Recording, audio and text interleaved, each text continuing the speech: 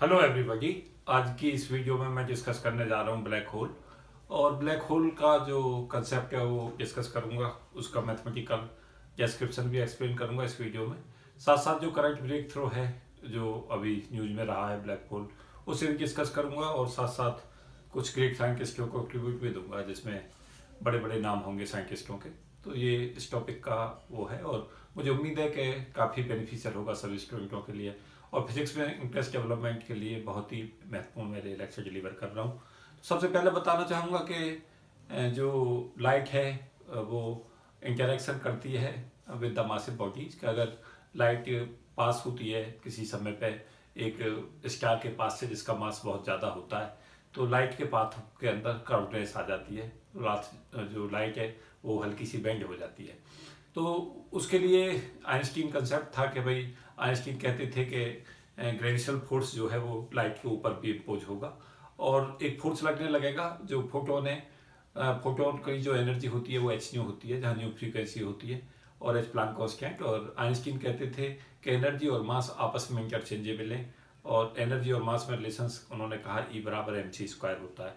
तो एम जो मास है फोटोन का वो रेस्ट मास जीरो होता है, लेकिन डायनेमिकल मास जो होता है वो h nu by c square होता है। तो जो डायनेमिकल मास होता है h nu by c square, और एक मास जो है वो कैपिटल एम, अगर स्टार है उसका मास ज़्यादा है तो जो फोर्स है ग्रेविटेशनल फोर्स वो एक्ट करेगा दोनों के बीच में। और वो होगा फोर्स, जो ग्रेविटेशनल फोर्स होता है वो होता है minus capital G capital M small m upon are square. जहाँ पे कैपिटल एम जो मास हो जाएगा वो स्टार का होगा और स्मॉल एम फोटोन का मास होगा। आर उनके बीच का सेपरेशन और कैपिटल जी ग्रेविटेशनल कांस्टेंट होगा जिसकी वैल्यू 6.67 गुणा 10⁻11 होती है। लेकिन जब मास स्टार का बहुत ज़्यादा होता है तो उस समय पे जो फोर्स है वो पाथ को थोड़ा सा बेंड कर देगा। तो इसमें डायग्राम में मैंने दिखाया कि एक स्टार है, यहाँ से एक फोटोन निकला है और यहाँ सन के पास से गुजर के जाता है। तो अगर ग्रेविटी का इम्पैक्ट ना हो तो ये सीधा स्ट्रेट लाइन जाना चाहिए यहाँ पे, और इसका ऑब्जर्वेशन ले रहे हैं यहाँ से इंस्ट्रूमेंट के साथ। उसके बाद क्या देखा गया कि जब वो स्टार के पास या स्टार में सन होता है उसके पास से गुजरता है तो थोड़ा सा बेंट हो जाता है जब वो पास से गुजरता है। और जो एक्चुअल अपरेंट पोजीशन है उसकी अगर उससे ऐसे मिला दिया जाए तो वो यहाँ पे मिलती है। तो यहाँ पे जो बेंटिंग इसकी हो रही है, बेंट हो रहा है फोटोन, थोड़ा सा जो बेंट होता है उसका जो कारण होता है वो ग्रेविटेशनल फोर्स होता है। और ग्रेविटेशनल फोर्स जो होता है वो एफ बराबर minus capital G capital M small m upon are square होगा।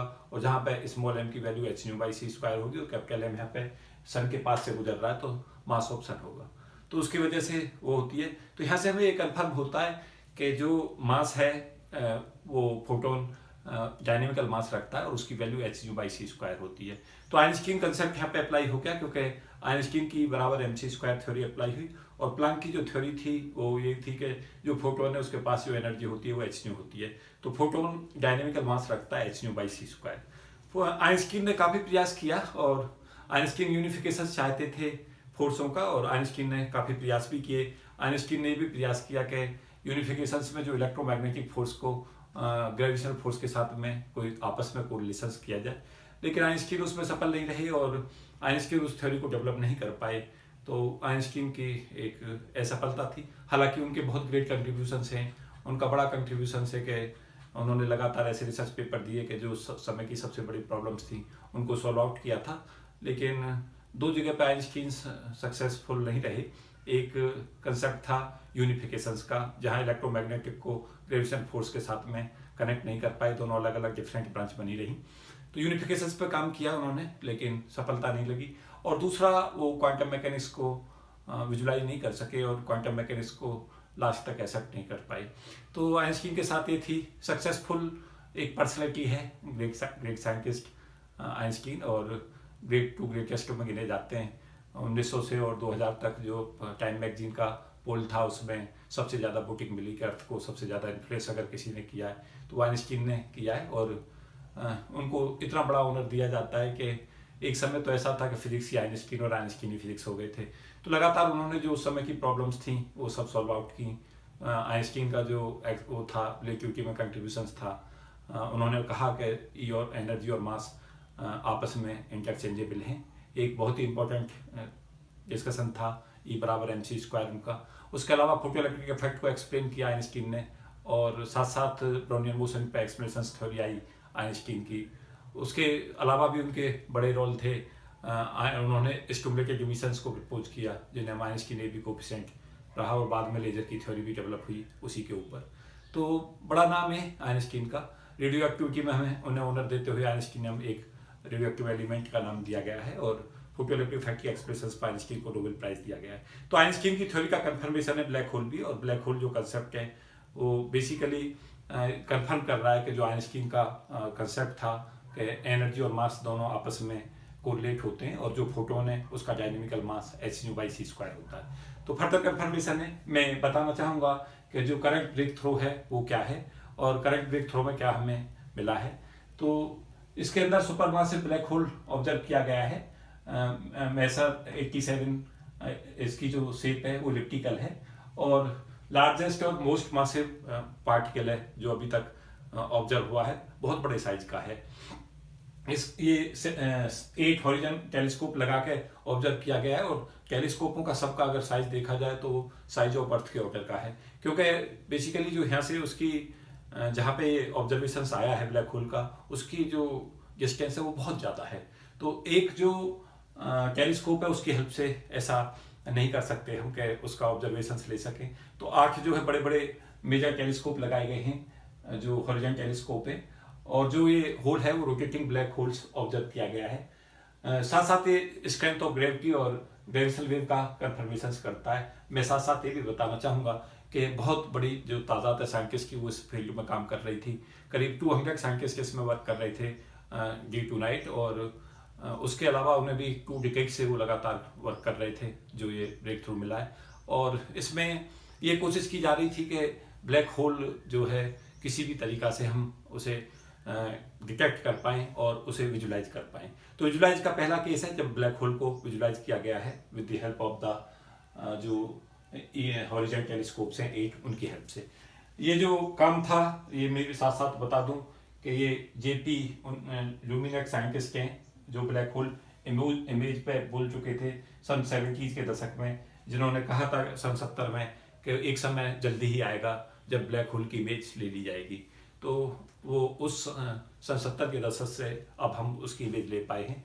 तो काफ़ी बड़ा ब्रेक थ्रू है, और आइंस्टीन को काफ़ी बड़ा सपोर्ट है कि बेसिकली जो आइंस्टीन की थ्योरी है उसका कंफर्मेशन है। और फर्दर जो बाकी साइंटिस्ट हैं जो इस पर काम करते थे, उनमें एक ग्रेटेस्ट साइंटिस्ट थे स्टीफन हॉकिंस ब्रिटिश के, उनका जो परसेप्शंस था उसको भी कंफर्म करता है। हालांकि वो नोबेल प्राइज नहीं ले पाए, लेकिन स्टीफन हॉकिंस का बड़ा कंट्रीब्यूशन है, और एस्ट्रोफिजिक्स में उनका बहुत बड़ा वर्क भी है, और उनका परसेप्शंस का जो लेवल था वो करंट आइंस्टीन उनका नाम दिया जाता था। आपको याद होगा कि व्हील चेयर पर वो रहते थे, क्योंकि उनके ऐसी बीमारी थी कि पैरालिसिस के पेशेंट थे, और लगातार जो अपने विचारों को वो एक कंप्यूटर की मार्फत हमें एक्सप्लेन करते थे। तो काफ़ी रिनाउंड नाम था स्टीफन हॉकिंस का, और स्टीफन हॉकिंस ने एस्ट्रोफिजिक्स में काम किया। एक बहुत ही बड़ा नाम जो मैं डिस्कस करना चाहूँगा भारत की तरफ से वो है S चंद्रशेखर का। ये इंडियन अमेरिकन साइंटिस्ट थे, और इनका ड्यूरेशन था 1910 से 1995 में, और 1983 में 1983 में नोबेल प्राइज मिला था उन्हें एस्ट्रोफिजिक्स में चंद्रशेखर लिमिट के ऊपर। स्ट्रक्चरल एवोल्यूशंस ऑफ स्टार पे उनका पूरा वर्क था, और उन्होंने एक चंद्रशेखर लिमिट उनके ऑनर में एक सीमा दी जाती है जो 1.4 मास ऑप्शन के इक्वल होती है चंद्रशेखर लिमिट।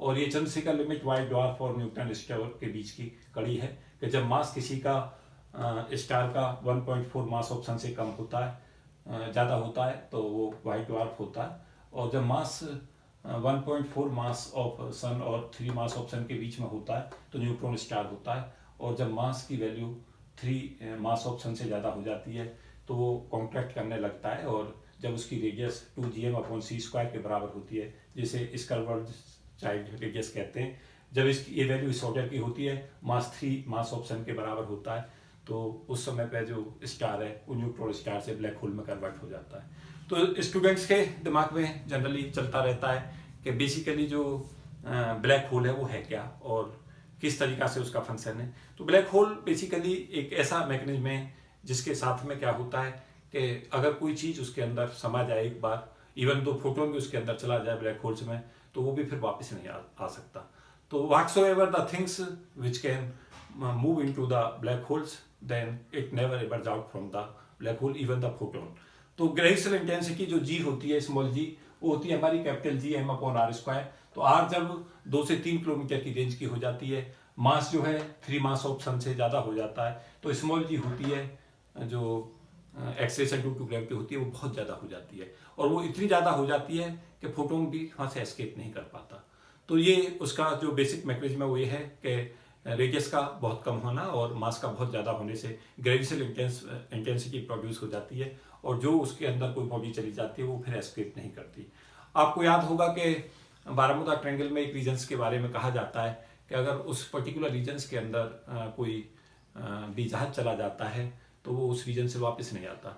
तो कई बार कंसेप्ट आता है कि वो भाई ऐसा उसके अंदर ऐसा क्या है बारामुदा ट्रायंगल में कि भाई जो वहाँ जाने के बाद में कोई चीज़ वापस नहीं आती। तो उसके बारे में कहा जाता था कि उस रीजन में हो सकता है ब्लैक होल हो।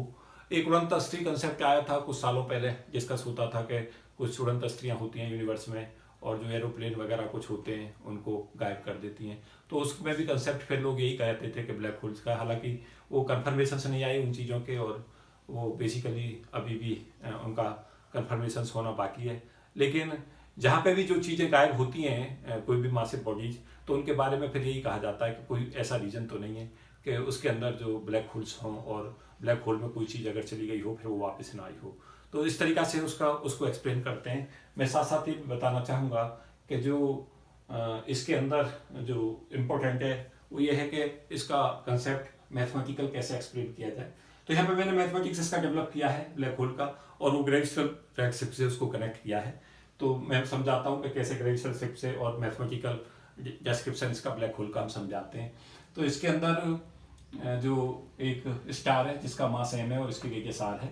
यहाँ पे एक फोटोन है इसकी सरफेस पे, इसकी जो स्टार की रेडियस r है, यहाँ से एक फोटोन जिसकी फ्रीक्वेंसी न्यू है ये यहाँ से मूव करता है, और जो स्टार है उसकी ग्रेविटी से अपनी तरफ को जो फोटोन है उसको अपनी तरफ पुल करे रखती है। अब ये जैसे यहाँ से चलना शुरू करता है वेलोसिटी ऑफ लाइट से इस तरह इधर की तरफ को, तो धीरे धीरे जो इसकी फ्रीक्वेंसी है वो चेंज होने लगती है, और जो फ्रीक्वेंसी चेंज होने लगती है उसका फिर हम रीजन समझाते हैं कि फ्रीक्वेंसी पर क्या प्रभाव पड़ता है इसकी ग्रेविटी का।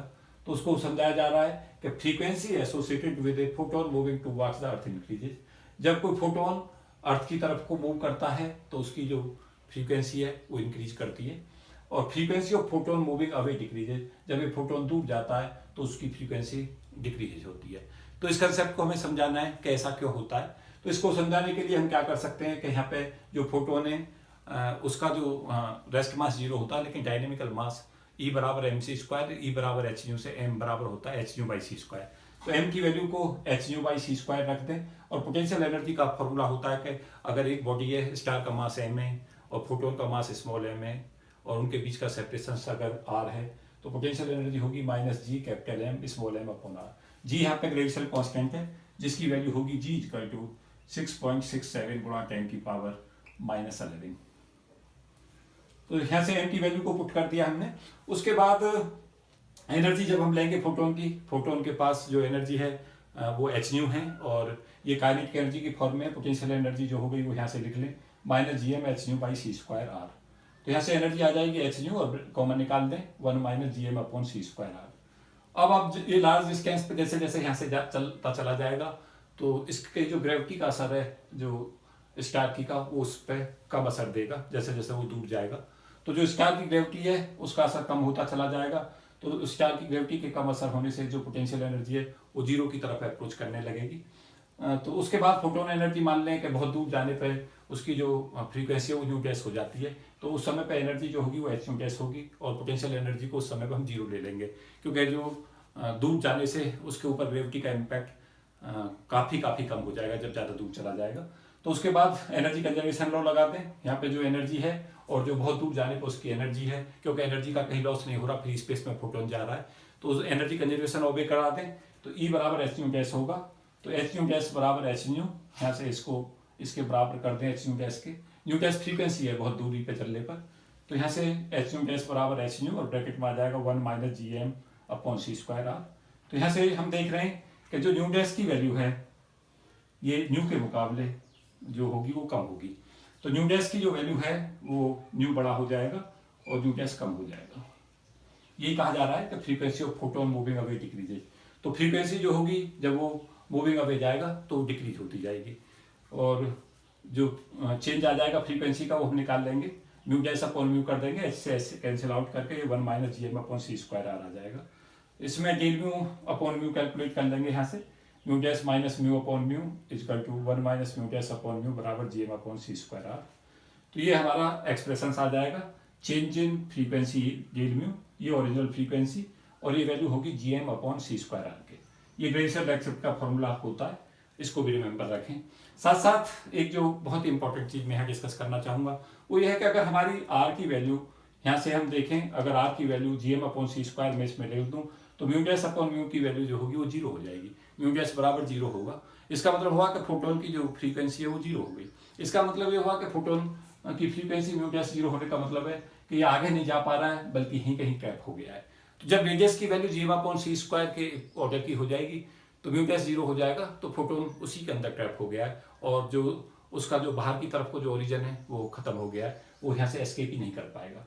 तो इसी के लिए जो रेडियस जिस समय पे 2gm अपॉन सी स्क्वायर की होती है और ये वैल्यू 3 किलोमीटर के ऑर्डर की होती है, मास 3 ms से ज़्यादा होता है, स्मॉल जी जो G capital M upon are square में एम बहुत ज़्यादा हो जाता है, आर बहुत कम होता है, स्मॉल जी बहुत ज़्यादा इंटेंस हो जाता है, तो उसके अंदर वो ब्लैक होल बन जाता है और ऐसे स्टार से फोटोन भी एस्केप नहीं कर पाता, ऐसे स्टार को हम ब्लैक होल कहते हैं। तो इस कंसेप्ट को ध्यान रखें, क्योंकि हमने यहाँ पे जो फोटोन है उसके मास को h nu by c square लिया है और वो ई बराबर एम सी स्क्वायर, आइंस्टीन के ई बराबर एम सी स्क्वायर रिलेशंस को, और ई बराबर एच न्यू से आया है। तो ये प्लांक थ्योरी को भी कंफर्म करता है क्योंकि हमने यहाँ मास को h nu by c square लिया है, और ई बराबर m c square Einstein theory को भी करता है। तो जो थ्योरी है वो जो इसके अंदर थ्योरी का डेवलपमेंट है और जो ग्रेविटेशन रेडशिफ्ट कंसेप्ट है वो इशारा करता है कि किस तरीका से ट्रैप होता है और किस तरीका से जो फोटोन है वो यहाँ से एस्केप नहीं कर पाता अगर रेडियस की वैल्यू जी एम अपॉन सी स्क्वायर के ऑर्डर की होती है। तो ये जो कंसेप्ट है ये अपने आप में बताता है कि कैसे जो रेडियस है जब वो ब्लैक होल में कन्वर्जन होता है तो रेडियस की वैल्यू जब कॉन्टैक्ट होती जाती है और मास उसका बहुत ज़्यादा हो जाता है स्टार का, तो उस समय पे स्टार जो ब्लैक होल में कन्वर्ट हो जाता है। तो इस कंसेप्ट को ध्यान रखें, काफ़ी इंपॉर्टेंट है, काफ़ी यूजफुल है।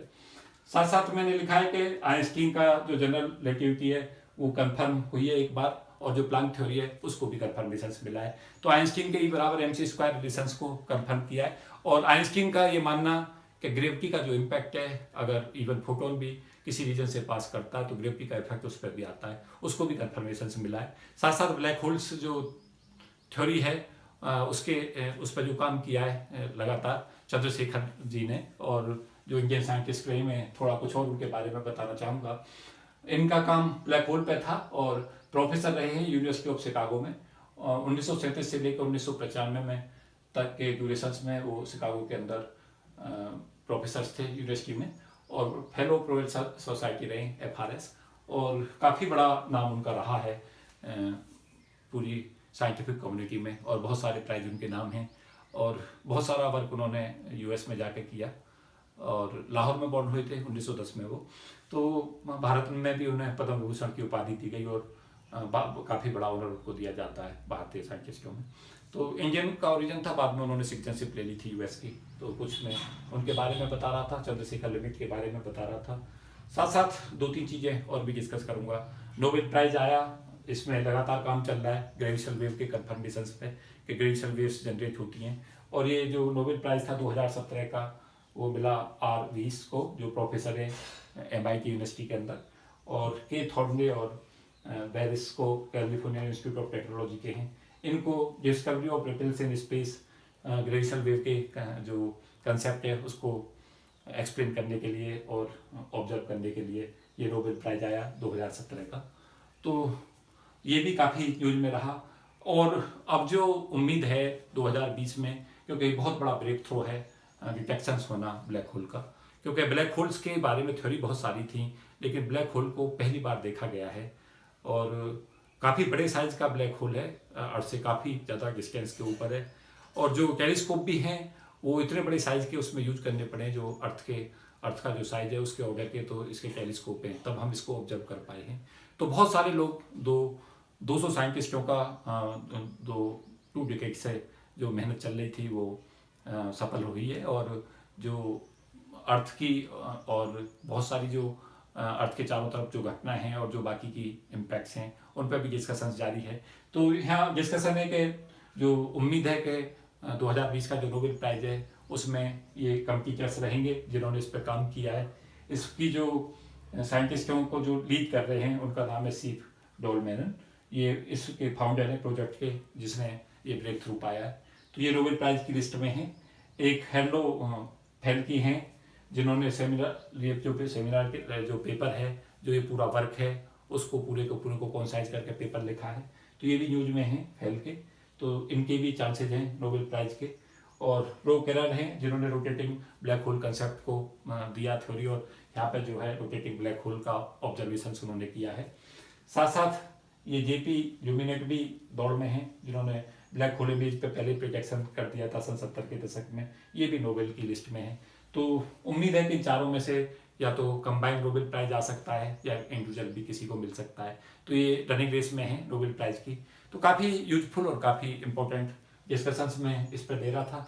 मुझे उम्मीद है कि काफ़ी सारी चीज़ें आपको इससे प्रेरणा मिलेगी ब्लैक होल कंसेप्ट को समझने में, और बाकी जो इंटरव्यू वगैरह में स्टूडेंट्स जाएंगे उन्हें भी इससे काफ़ी फ़ायदा होगा।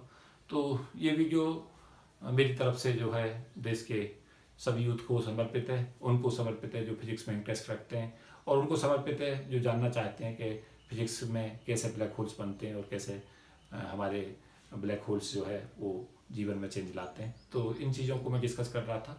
साथ साथ जो सभी ये वीडियो हैं मेरी तरफ से फिर से गांव के बच्चों को समर्पित करता हूं, और उन बच्चों को समर्पित हैं जो गाइडेंस के अभाव में हैं, शहरों में कस्बों में रहते हैं, लेकिन उन्हें प्रॉपर गाइडेंस नहीं होती। तो इस मिशन में मेरे में सहयोग करते रहें, और जो इसका कंटेंट है उसे जो शेयर करते रहें और चैनल को सब्सक्राइब करते रहें। Thank you and best wishes.